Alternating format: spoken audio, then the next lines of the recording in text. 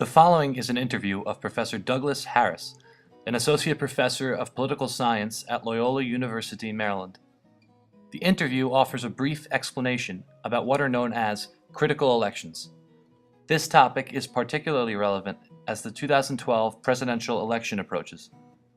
It is my hope that the information shared in this interview gives viewers a basic understanding of one area of analysis and debate during election periods.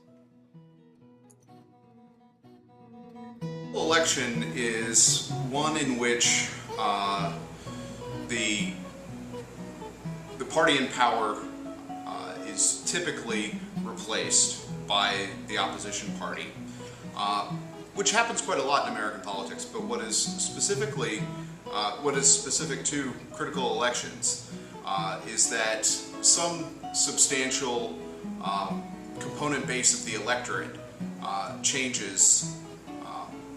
And the change, that is, people who had considered themselves Republicans now consider themselves Democrats, or vice versa.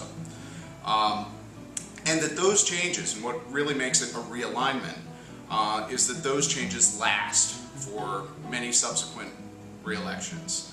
Although the timing's not always precise, we're usually talking about somewhere between 32 and 40-year cycles in American politics are established by these critical elections.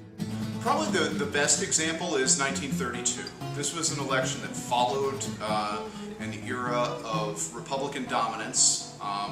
The Republicans had dominated at least since 1896, arguably, depending on the scholar you talk to, arguably Republican dominance dated to the Republican Party's creation with the 1860 election. But 1932 was one in which Franklin Roosevelt, on the heels of the Great Depression, transformed American politics, converted a lot of voters who had previously been Republicans to the Democratic camp, and seized upon a large number of new voters, thus establishing the New Deal realignment in American politics, which arguably lasted until, again, depending on the scholar you talk to, 1968 or 1980.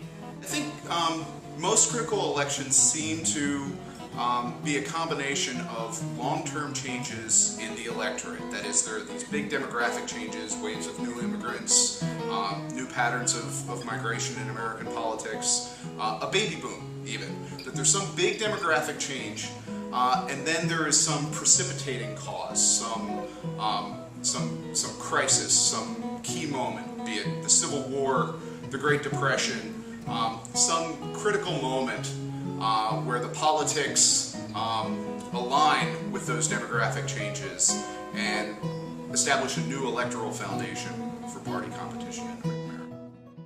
With that information, you're now better suited to go into the 2012 elections with a better academic understanding of how critical elections work.